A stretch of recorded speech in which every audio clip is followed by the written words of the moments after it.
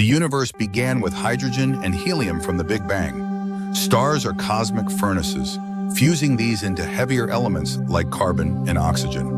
When massive stars die in supernovae, the explosive force forges the heaviest elements, like gold and uranium, scattering them across the galaxy.